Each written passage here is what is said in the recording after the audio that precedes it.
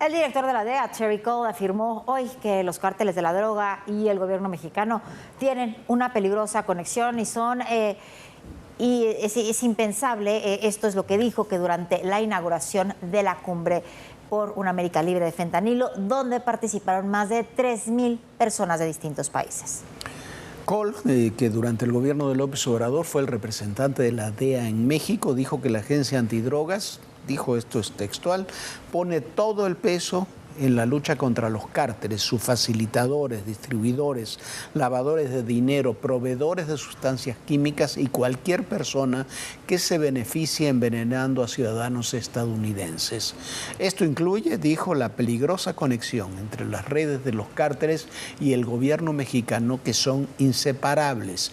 Y en la DEA, esas redes son nuestra máxima prioridad.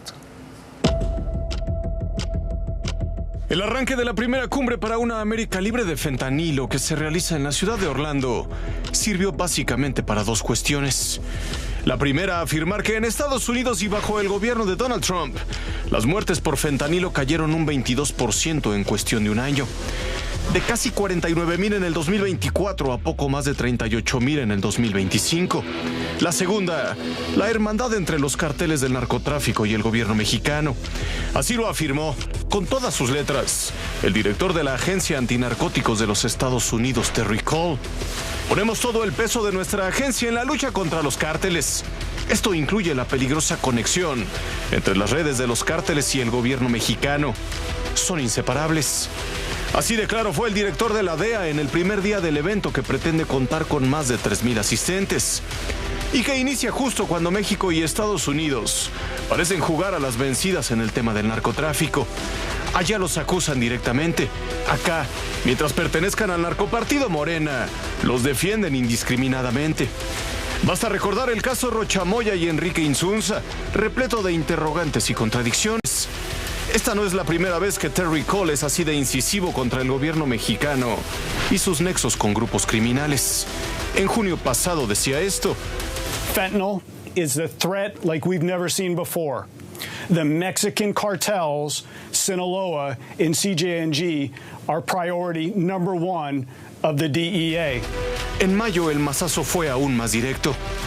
There's no doubt that the narco traffickers and high-ranking government officials in Mexico have been in bed for years. They are just as much responsible for the death and destruction of record amounts of Americans by cooperating, by conspiring, by helping, producing this poison to come across the border and come into our country. This is just the start of about what's to come in Mexico. Nuevamente el nombre de México, ahora en la primera cumbre por una América libre de fentanilo, fue penoso protagonista por la peligrosa conexión que existe entre el gobierno y los cárteles de la droga. Raciel Cruz Salazar, Azteca Noticias. Y por la tarde, el Gabinete de Seguridad respondió a las declaraciones de Terry Cole. Afirmó que carecen de sustento y que no corresponden a los resultados que ha presentado el gobierno de México en el combate contra las organizaciones criminales. Destacaron la detención de 59,582 personas desde el inicio de esta administración hasta el 30 de junio del 2026. También se habló del aseguramiento de más de 31,000 armas de fuego, 498 toneladas de droga y la inhabilitación de 2,627 laboratorios clandestinos. Además, precisó que las investigaciones han alcanzado a servidores públicos vinculados con actividades delictivas y agregó que los mecanismos de colaboración bilateral han dado resultados en el combate a la delincuencia organizada. Aquí hay un punto central. Yo no dudo de estos golpes, claro que se han dado, esos son los detenidos, esos son los laboratorios decomisados, esas son las armas que han sido aseguradas y eso no lo podemos poner en discusión porque son datos reales. El problema, por más que dice el comunicado que se ha detenido a funcionarios, en realidad se ha detenido a funcionarios menores. Si vemos lo que está diciendo Terry Cole, pero lo dice Terry Cole, pero lo dicen los jueces, pero lo dicen los funcionarios de alto nivel, lo dice el Homeland Security, lo dice hasta el propio presidente Trump. El problema son las redes de protección del crimen organizado. Cuando hablamos de los funcionarios que han sido detenidos, que recordemos el de más alto nivel es el presidente municipal de Tecate, en Jalisco, y algunos otros presidentes municipales. Se habla de 80 personas en este comunicado, pero son todas de ese nivel para abajo. Cuando se acusa a los gobernadores, a los senadores, a los funcionarios de alto nivel, ninguno ha sido procesado. Y ahí está el caso de Rocha Moya como el mejor ejemplo de esto. Recordemos que el lunes 20 de julio es la sentencia contra Ismael El Mayo Zambada en Nueva York, en la solicitud de cadena perpetua que hace la Fiscalía. Eso lo va a decidir el juez el lunes. Se insiste en que El Mayo reconoció, y esto va relacionado con lo que estamos platicando, que durante años pagó sobornos a funcionarios del gobierno mexicano de todos los niveles y que además El Mayo reconoce que está colaborando con las autoridades. O sea, que esa información la tienen ya las autoridades de los Estados Unidos. Insisto en un punto, durante años el tema se centró en la detención de los capos de la droga. Ahora el tema está centrado y concentrado en las redes de protección de esos capos de la droga. Porque lo que se comprobó con la experiencia es que los capos, los jefes, los operadores del narcotráfico, mientras existan las redes de protección, se pueden reciclar. Lo que hay que romper, además de detener a los capos de la droga, que es en lo que en buena medida se está haciendo, hay que romper las redes de protección. Ese es el verdadero debate que hay hoy, Viviana, con los Estados Unidos. Bueno, y mientras tanto, el gobierno federal sigue defendiendo a todos los suyos, hagan lo que hagan. Luego de que se dieran a conocer nuevos audios de la gobernadora de Baja California, Marina del Pilar, ofreciendo hasta información de las mesas de seguridad de su estado para mantener colaboración con los Estados Unidos y librar las investigaciones que existen en su contra, hoy fue nuevamente defendida en la mañanera. Esto fue lo que se dijo de Marina del Pilar en la grabación difundida ayer. Están diciendo que van a levantar cargos, es una orden de extradición, pues estoy dispuesta siempre a hablar de lo que yo pueda saber, cómo apoyar, cómo cooperar. ¿Y sería en México la entrevista o otro? Sí, sí, se puede hacer en México. Yo no quiero cruzar a Estados Unidos después de la última vez. No se preocupe, por eso yo decidí que sea aquí en el consulado de Tijuana. No, ni el consulado, si puede ser en otro lugar. ¿Usted díganos dónde se siente? En un hotel, cuando me digan, en algún hotel, no sé.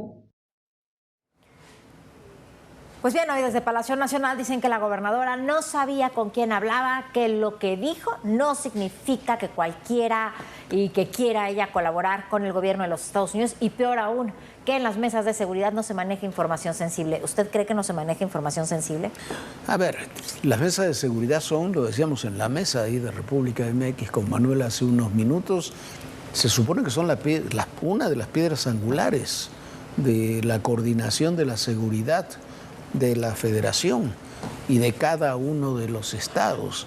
Ahí están, en las mesas de seguridad, están los responsables militares, los de las fiscalías, los principales operadores de los gobiernos estatales. Ahí es donde en la mesa de seguridad se comparte la información de todo lo que se está haciendo, se va a hacer en cada uno de los estados. Si hay información sensible en cada estado, es esa. Y en un estado como Baja California, que tiene uno de los índices y de diversificación criminal más grande que hay en el país, lo es mucho más. Pero bueno, lo defienden.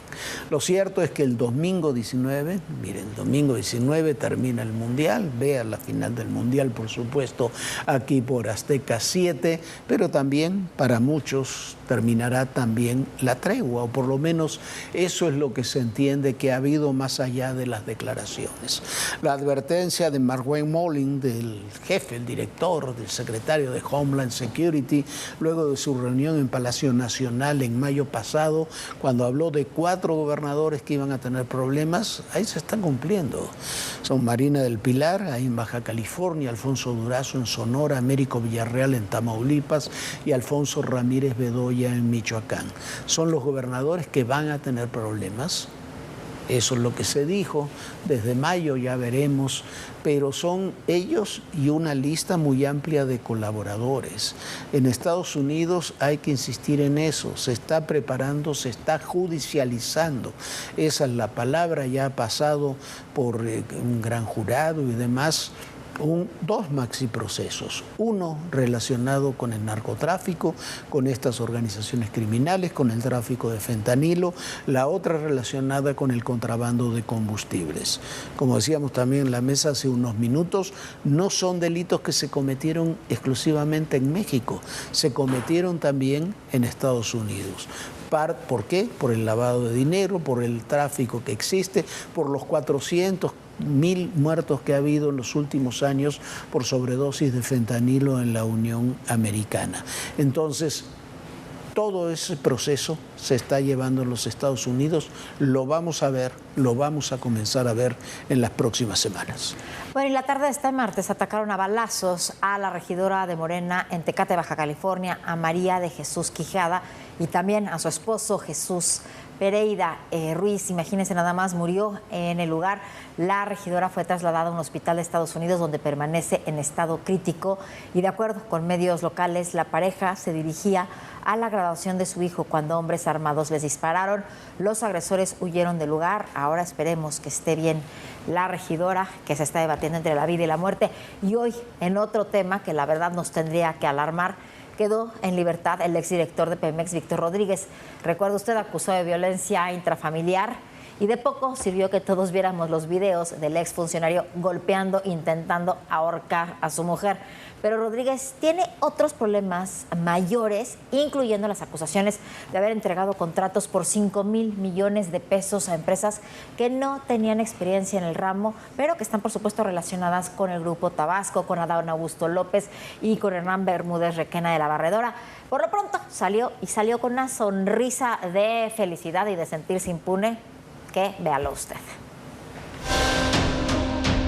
Golpeador en su casa, violento y prepotente, pero eso sí, generoso con sus amigos. Y más si estos pertenecen al Grupo Tabasco. Sí, el de Adán Augusto López y Hernán Bermúdez Requena. Y el Grupo Tabasco, a pesar de que su líder visible, que es Adán Augusto López, ya no está, dijéramos, en una posición de poder local como gobernador, y tampoco tiene ya la coordinación en el Senado, pues sigue más vivo que nunca. La salida de Víctor Rodríguez de la Dirección de Petróleos Mexicanos ya estaba pactada, pero antes de irse, le entregó de manera directa un contrato de 4,838 millones de pesos a un consorcio integrado por las empresas Arrendoserv e Impulsa Tu Ganancia.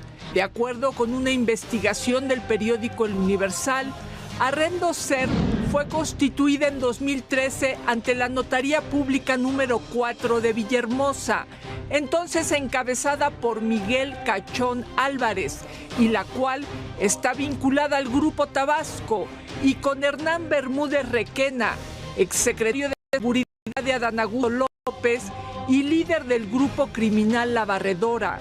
En el contrato adjudicado a estas empresas el 25 de julio de 2025 y aún vigente, se detalla que se arrendará a Petróleos Mexicanos vehículos especializados en el combate al huachicol. El problema es que estas empresas no tenían ninguna experiencia en ese ramo, así que después de recibir el jugoso contrato, cambiaron sus estatutos. De pasar a arrendar grúas y maquinaria pesada, pues prácticamente ya se volvieron pues unos todólogos con capacidad de comercializar cualquier cosa, lo cual, si hablamos de la industria petrolera, pues sí requiere estándares y expertise. Este contrato fue denunciado ante la Secretaría Anticorrupción, la UIF, el SAT y la FGR por posibles conflictos de interés, simulación de competencia, entre otros delitos. Pero nada ha pasado, y es que los amigos de Víctor Rodríguez son poderosos. A ellos nadie los toca, nadie los maltrata, nadie los golpea. Carolina Gallo, Azteca Noticias. Bueno, Víctor Rodríguez, ni por la violencia intrafamiliar, ni por los fraudes. Habrá que ver qué pasa con estas investigaciones. Por lo pronto ahí está. ¿Usted se acuerda de Hernán Bermúdez Requena, el líder de la barredora?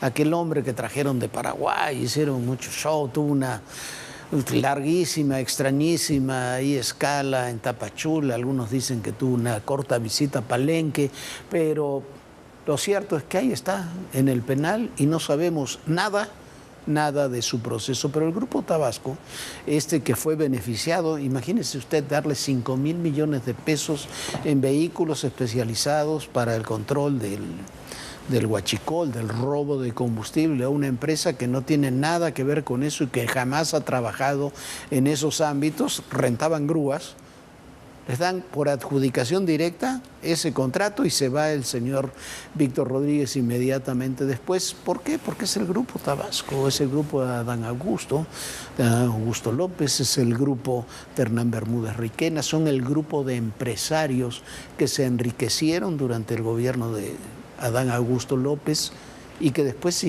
financiaron su campaña. Hay un personaje central en todo esto que es Fernando Padilla, es el empresario que está respaldando las campañas de Morena, sobre todo de Andrea Chávez en Chihuahua. Para algunos Fernando Padilla es algo así como el Sergio Carmona del 2027. Padilla financió también a Adán Augusto en la campaña, en su pre-campaña, intentó ser candidato presidencial para el 2024. Adán, hay que recordarlo, trabajó también con Rocha, con Rubén Rocha y también con Melesio Cue. Eran grandes amigos todos. Melesio Cue y Rocha fueron sus coordinadores de precampaña en Sinaloa. Se separaron Cuen y Rocha cuando rompieron el Mayo y los Chapitos. Cuen se fue con su amigo el Mayo, Rocha se fue con los Chapitos. Esta es la historia que conocemos. Ahora en la precampaña, que ya están en precampaña, aunque sean ilegales, ahí en Chihuahua hay una división de Morena, o por lo menos de la coalición que encabeza Morena. El Verde se fue con el alcalde, el Partido Verde se va con el alcalde de Ciudad Juárez, con Cruz Pérez Cuellar, mientras los sectores tradicionales de Morena están apoyando a Andrea Chávez, la misma que apoya, por supuesto, a Adán Augusto por muchas razones, y que apoya y financia, eso es público, este empresario Fernando Padilla. La pregunta es por qué el Verde se va con Cruz Pérez Cuellar. Pues lo pueden ver como su mejor candidato por muchas razones. Otros dicen que también es por el temor, por el miedo de apoyar a Andrea Chávez, cuando saben que Andrea Chávez, Adán Augusto y toda esta trama que está alrededor del ex líder del Senado y ex gobernador de Tabasco está directamente en la mira de la justicia viviana de los Estados Unidos. Bueno, y la investigación sobre el contrabando ilegal de combustible puede tomar un nuevo rumbo y piden que comparezca el ex secretario de la Marina. ¿A quién protege la Fiscalía General de la República? La red de huachicol fiscal que operó en la administración de Andrés Manuel López Obrador provocó un desfalco de 740,000 millones de pesos. El caso involucra a quien fuera vicealmirante de la Armada de México, Manuel Roberto Farías Laguna, y a su hermano Fernando Farías Laguna, detenido en Argentina. Ambos son sobrinos del exsecretario de Marina, Rafael Ojeda Durán. Lo extraño es que el almirante no está en la lista de acusados, pero es su propio sobrino, Manuel Roberto Farías Laguna, quien pide a las autoridades que lo investiguen. Observa este oficio fechado el 1 de junio de 2026. Farías Laguna, quien permanece en el penal del Altiplano, solicita a la autoridad ministerial citar a Rafael Ojeda Durán el 3 de junio para que la defensa del acusado recabe una entrevista. Esto porque en la carpeta de investigación obran datos de prueba que revelan que el ex secretario de Marina fue presumiblemente la primera autoridad que tuvo conocimiento sobre los hechos mediáticamente conocidos como huachicol fiscal, como se conoció a través de un video difundido en febrero de 2026 por el portal Aristegui Noticias. Entre los elementos de prueba que se establecen en la carpeta de investigación y que se incluyen en la solicitud está la entrevista con un testigo identificado como JCSP, quien tuvo conocimiento sobre el Challenge, un megabuque cisterna asegurado en Tamaulipas y donde se transportaban millones de litros de combustible de forma clandestina. El testigo señala que el titular de la aduana desde México me mandó esa noticia y me dijo que tuviéramos cuidado con el barco que llegó.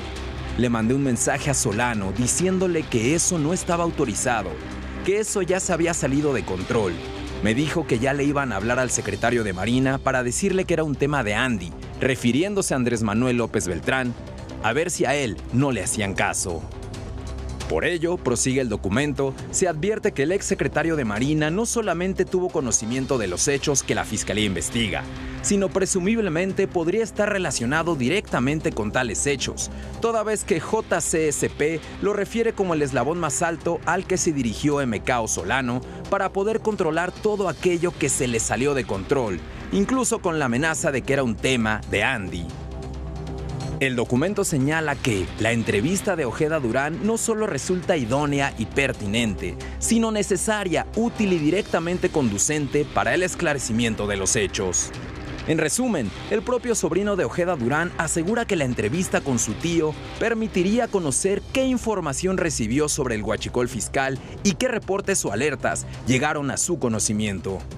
Finalmente, la misiva plantea que de acuerdo con el Código Nacional de Procedimientos Penales, es obligación del agente del Ministerio Público recabar la entrevista para no vulnerar el derecho fundamental a una adecuada defensa. Buscamos a la FGR para saber si el ex secretario de Marina ya fue citado a declarar. Esa dependencia no ha respondido nuestra solicitud de entrevista. No solo los mandos navales, hay varios nombres señalados por su probable participación en el huachicol fiscal: Américo Villarreal, Adán Augusto López cuando era gobernador de Tabasco y secretario de Gobernación, así como Andrés Manuel López Beltrán, hijo del expresidente López Obrador.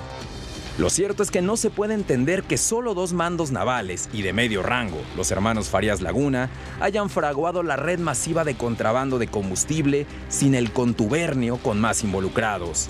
Y a uno de ellos, la FGR se niega a citarlo a declarar, mucho menos a investigarlo. Óscar Hernández Bonilla, Azteca Noticias.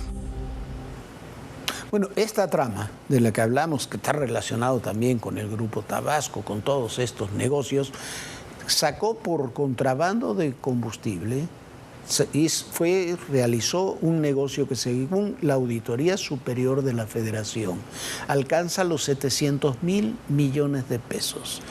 Imagínese usted la cantidad de dinero que es.